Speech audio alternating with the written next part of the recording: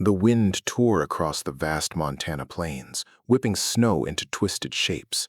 He rode alone, eyes tired, senses alert, heart heavy with memories he could not shake. The world was silent, but danger whispered in every gust. She lay in the snow, fragile and frozen, a shadow of someone who had endured too much. He reached her, lifted her onto his horse, and carried her to warmth. Nights were spent keeping vigil, watching her while she fought the fever and the nightmares that haunted her. Every sound, every flinch reminded him of what she had suffered. Subscribe to Dust and Devotion Tales to follow their journey. Eli rode slowly across the frozen fields, the wind biting through the layers of his coat and driving snow into his eyes.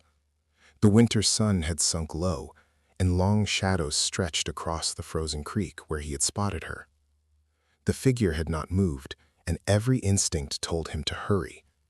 He guided Jupiter carefully over the ice, listening to the crunch of snow beneath the horse's hooves.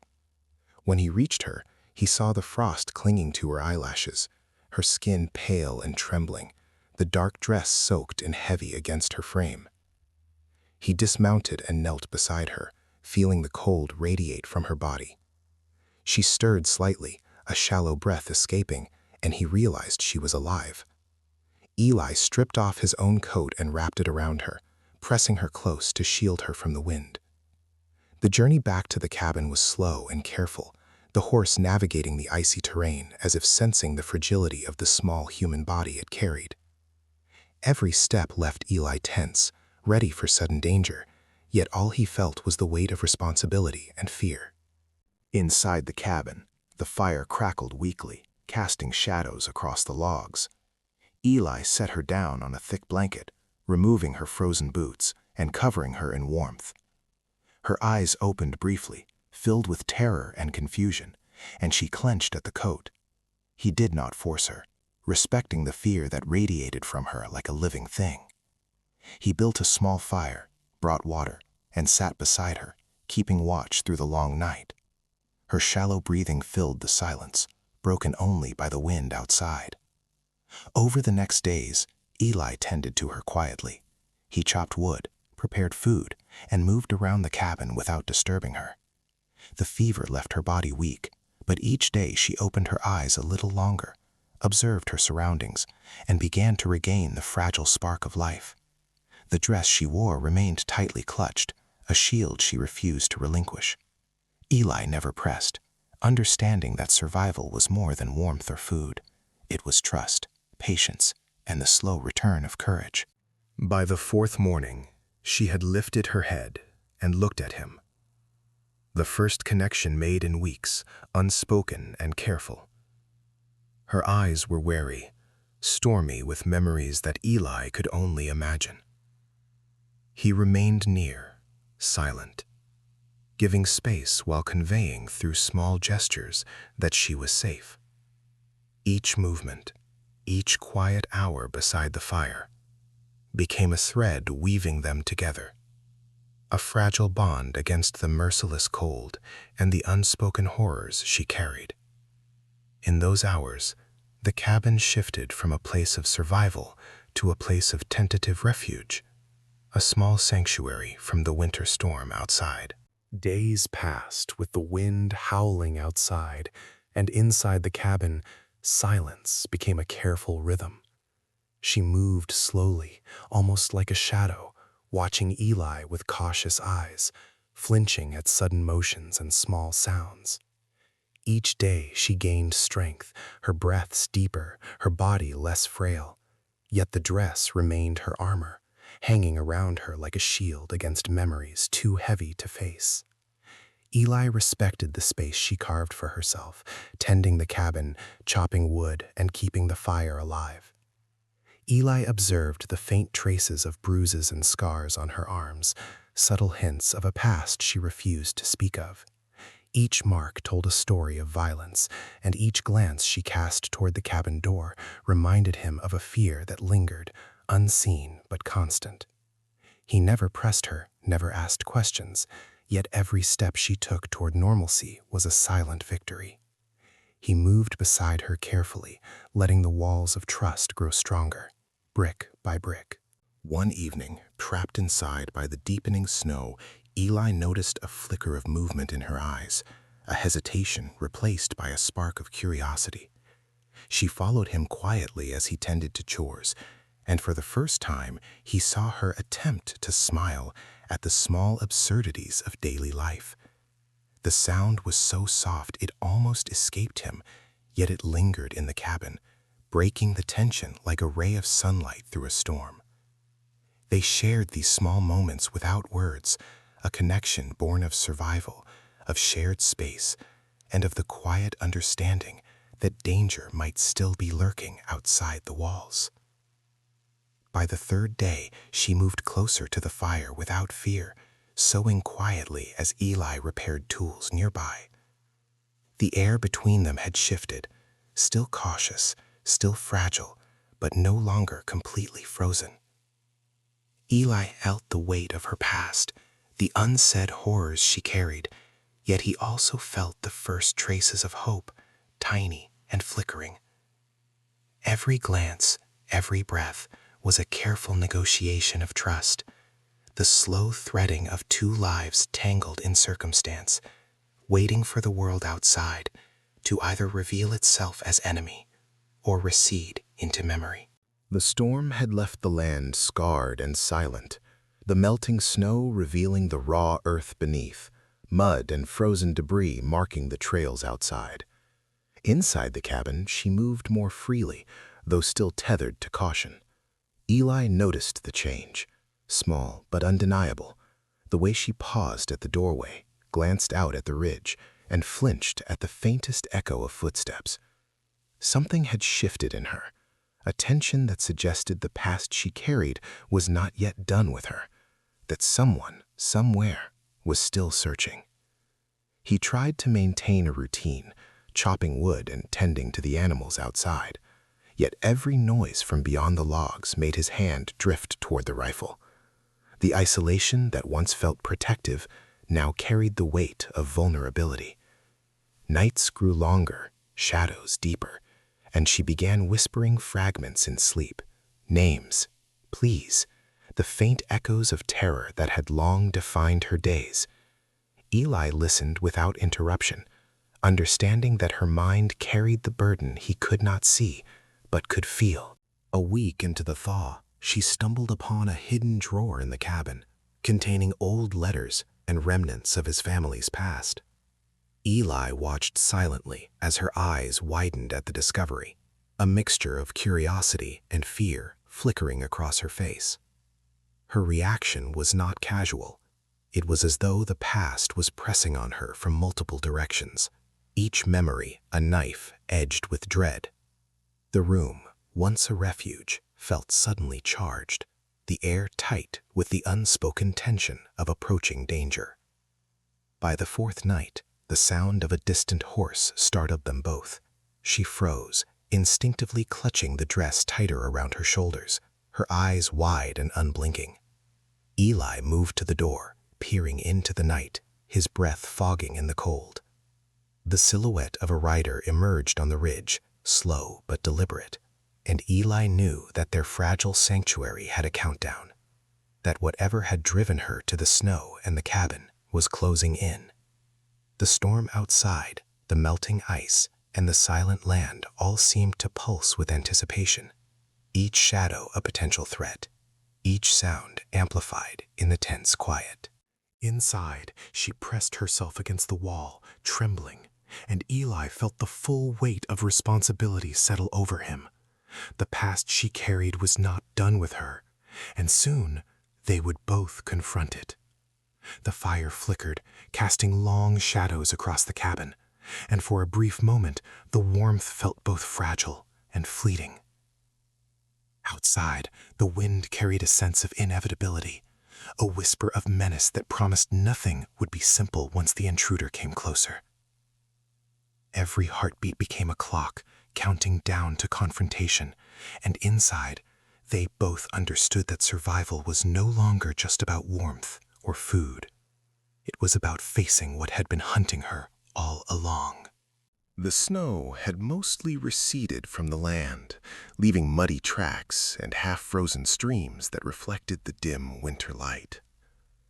Inside the cabin, the silence had grown tense, heavy with anticipation. She moved carefully, every step measured, her eyes constantly scanning the windows, the door, the ridge beyond. Eli noticed her heightened alertness, the way she stiffened at even the faintest creak of the cabin. He understood now that her past was not just a memory, it was a predator, stalking her, patient and relentless. They had fallen into a routine, but it was fragile. Each day she ventured a little further from the fire, chopping wood or helping with small chores, yet always pausing at the edge of the room, as if expecting danger to erupt. Eli worked silently beside her, his presence steady but unspoken, giving her the security she didn't yet trust fully. The quiet between them was no longer simple. It was a careful negotiation of fear, survival, and cautious hope. One evening, the distant howl of a dog broke through the twilight, a stark reminder of the wilderness beyond the cabin walls. She froze, clutching the dress to her chest, and Eli's hand instinctively went to his rifle. Footsteps approached, then halted, just beyond the trees. The tension inside the cabin became almost physical, pressing against their lungs. The unseen watcher, the threat she had feared for months, had returned. The past was no longer a ghost. It had a shape, a presence that could see them, track them, and potentially destroy them. As night fell, they moved silently, preparing the cabin as best they could. Eli secured the windows and doors, checked his weapons, and laid out simple supplies. She followed his movements, watching every action, learning the rhythm of defense without a word spoken. There was no fear of conversation. Everything they felt was conveyed through small gestures, glances, and the shared understanding of imminent danger. The fire burned low, shadows stretching across the walls, and every crack, every gust of wind seemed magnified into a possible threat. Hours passed, and the cabin settled into a tense stillness. She sat near the fire, pressing the dress around her like armor, and Eli watched her, sensing that the confrontation they had been avoiding was approaching fast. The world outside seemed to hold its breath. Each moment inside the cabin stretched, weighted with uncertainty. And then, just before midnight, a shadow moved across the ridge, a figure cutting through the darkness, deliberate, unrelenting. The moment of reckoning had come. The shadow on the ridge resolved into 3 mounted figures moving with deliberate purpose. They approached steadily, unaware of the cabin's interior, but the tension inside made every second feel like an eternity. She pressed herself against the wall, the dress clutched tight, eyes scanning every movement outside. Eli's hand rested on the rifle, calm and measured, ready to act at the first sign of danger. He had waited for this, prepared for the moment when the past would collide with the fragile life they had begun to build. The riders paused at the edge of the clearing, dismounting with practiced ease. Each step they took toward the cabin was measured, confident, predatory. She felt the old fear rise, a knot twisting through her chest, but she did not run. She stood beside Eli, silent but resolute, the dress now a symbol not just of past suffering, but of survival and determination. The wind carried the sound of boots crunching over frost-hardened mud, the metallic ring of spurs, and the faint scent of smoke from the cabin's hearth. Eli moved first, stepping to the door, rifle steady, heart calm yet alert. He felt the weight of responsibility, the full measure of protection resting on him. The figures paused, assessing, their confidence meeting his unwavering presence. Every second stretched longer than it should have, the quiet before the storm sharper than any gunshot. Then one figure stepped forward, reaching for a weapon, and the first shot cracked through the stillness. A rider fell before he could react, the snow swallowing his fall. The other 2 hesitated, calculating, and she took her place beside Eli, her hand steady as she took aim. The confrontation escalated in moments measured by instinct rather than words. Shots rang, echoing off the surrounding trees, each one a testament to survival, to refusal to bow to fear. They moved with precision, side by side, defending not just life, but the fragile trust and freedom they had nurtured within the cabin walls. One by one, the threat dissolved, leaving only the quiet aftermath and the cold scent of winter air. She lowered her weapon, trembling but unbroken, while Eli surveyed the scene, wary and vigilant. The men were gone, defeated, the cabin still standing, their lives intact. For the first time in weeks, the tension eased. They moved together to the door, stepping into the pale dawn light. The snow, once harsh and unyielding, now seemed soft, reflecting the new possibilities ahead. She let the dress fall from her hands, watching it drift into the fire pit outside, consumed by flames that carried away more than cloth. They carried away fear, pain, and the last remnants of a past that had haunted her. Eli's hand found hers, a steady anchor in the quiet aftermath.